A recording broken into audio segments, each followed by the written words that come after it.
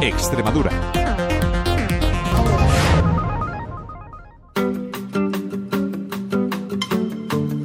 Tiempo de entrevista en Radio Nacional. Bueno, pues a partir de ahora, a la 1:15 de la tarde, se quedan con mi compañero José Antonio Lagarra. Hola, saludos. Hoy en nuestro tiempo de entrevista vamos a hablar de un congreso que celebra Plena Inclusión Extremadura, que coorganiza en este caso con la Nacional y que va a ser una referencia en accesibilidad cognitiva. No se preocupen, porque enseguida les explico de qué va la cosa.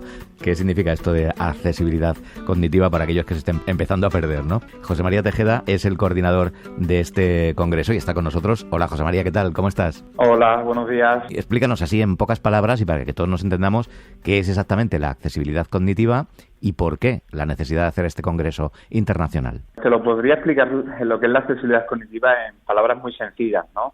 Y incluso poniéndote algunos ejemplos, ¿no? ¿Quién no se ha perdido en entornos o en espacios grandes que no conocía? ¿Quién no ha entendido una información en un documento? ¿Quién no ha sabido gestionar o hacer algo a través de una página web? Todas y todos hemos tenido a veces ese tipo de situaciones y a lo mejor no es por las capacidades que pueda tener la persona, sino por las barreras que nos impiden acceder y realizar ese tipo de gestiones, ¿no? Pues la accesibilidad cognitiva es la propiedad de todos estos elementos, entornos, productos, procesos, espacios, documentos, información al caso, que sea fácil de entender y fácil de utilizar. En resumidas cuentas, la accesibilidad cognitiva lo que pretende es hacer el mundo más fácil para todas las personas.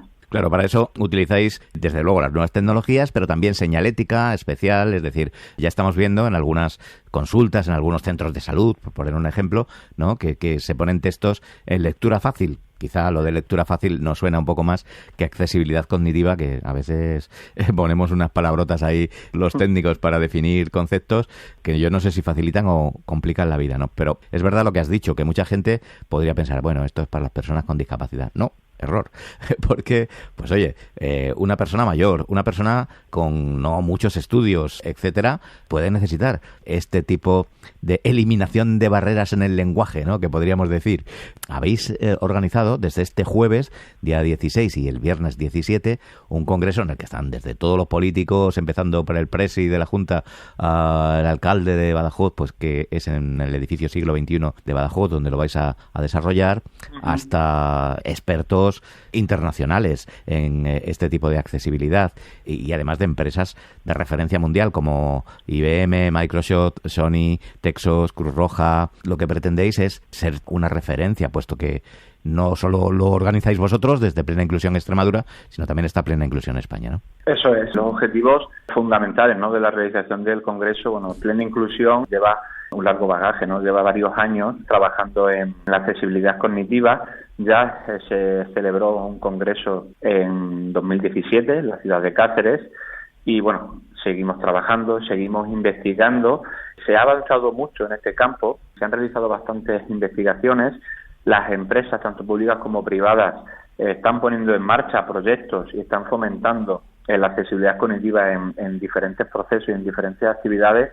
Y yo creo que es buen momento para encontrarnos profesionales, expertos de la materia e incluso, bueno, personas que le interesen todo este tipo de acciones, donde se intercambien experiencias, donde se visibilicen todos estos avances de accesibilidad cognitiva, de lectura fácil, apoyándonos en las nuevas tecnologías que lo tenemos en el día a día.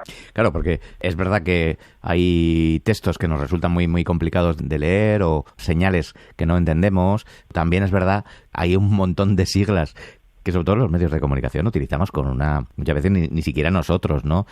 Sabemos controlarlas. Bueno, ojo, estoy hablando de siglas, la ONU, no sé qué tal, pero en la discapacidad también, oye, vosotros Plena Inclusión como que se entiende un poco mejor, ¿no?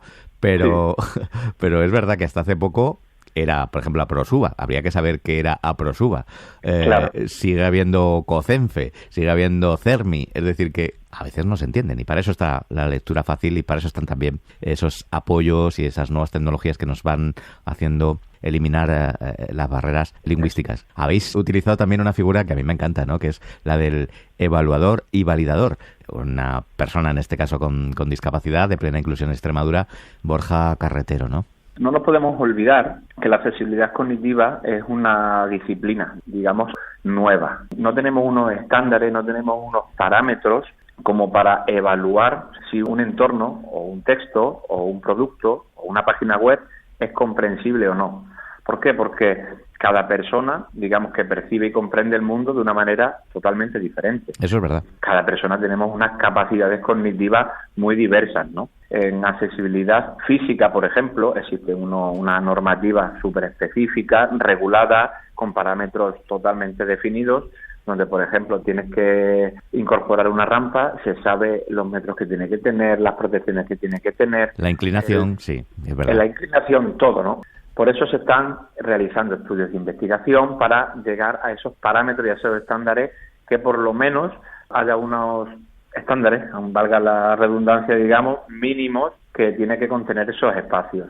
Todavía, como no hay ese tipo de parámetros, trabajamos con personas con discapacidad intelectual. Por eso has dicho la figura de validador y evaluador, ¿no? Sí. La de evaluador de entornos, al realizar estos estudios de accesibilidad cognitiva por diferentes espacios, de diferentes edificios, de páginas web, por tanto, las dificultades que puedan tener ellos a la hora de moverse por un edificio, entender un tipo de información, son los que nos dicen dónde están esas barreras cognitivas y las que nos proponen soluciones para romper esas barreras. Y en la validación de textos, por ejemplo, de documentos en lectura fácil, sí es verdad que es imprescindible que las personas con discapacidad intelectual participen en el proceso de validación.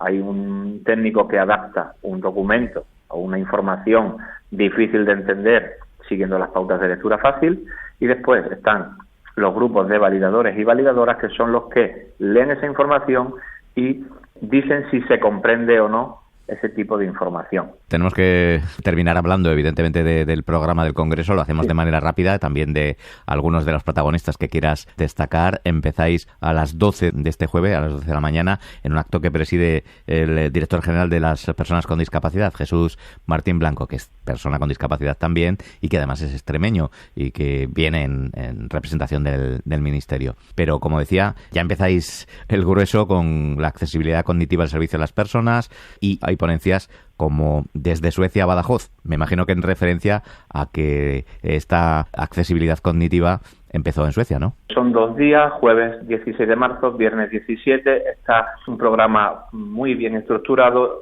para enfocar la accesibilidad cognitiva, los avances en esta materia desde diferentes puntos de vista y de diferentes campos, ¿no?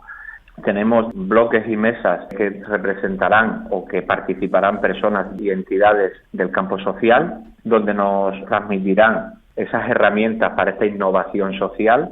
También contamos con presentación de las mejores prácticas seleccionadas a nivel estatal, donde se han seleccionado entre más de 50 prácticas entregadas a todo este nivel y se expondrán en diferentes partes del Congreso. También tenemos que hablar con personas de organismos públicos y administraciones públicas. Hay una mesa que se llama Una Cosa Pública, porque es una cosa de todos y de todas. Contaremos con, por ejemplo, con María Ángeles López Amado, que es la directora general de Accesibilidad y Centro aquí de la Junta de Extremadura, con Ignacio Campoy, que es vocal asesor del Real Patronato sobre Discapacidad. En fin, hay diferentes elementos donde nos van a explicar desde una perspectiva pública cómo se está trabajando, qué se ha hecho y hacia dónde se va a ir, ¿no?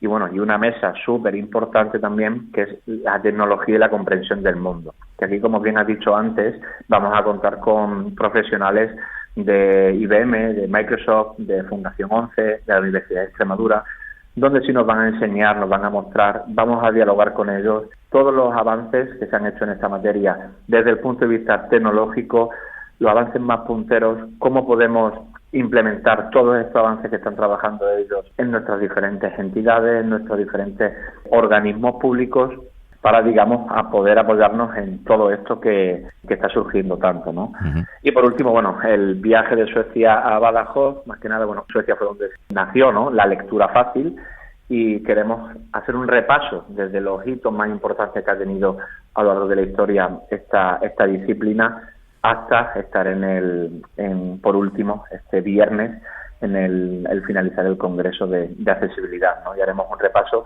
de todos esos hitos tan importantes que han surgido en todo este tiempo. Accesibilidad cognitiva o lectura fácil para todas aquellas personas con o sin discapacidad, pues que tengan alguna dificultad en esos textos complicados que a veces a todos nos complican la vida. Hoy, nuestro invitado en el tiempo de entrevista, José María Tejeda, desde Plena Inclusión Extremadura, para explicarnos los pormenores de este congreso que va a traer a gente de toda España y del mundo a Badajoz, en este caso a Extremadura. Un abrazo, José María, muchas gracias. Muchísimas gracias. Un saludo.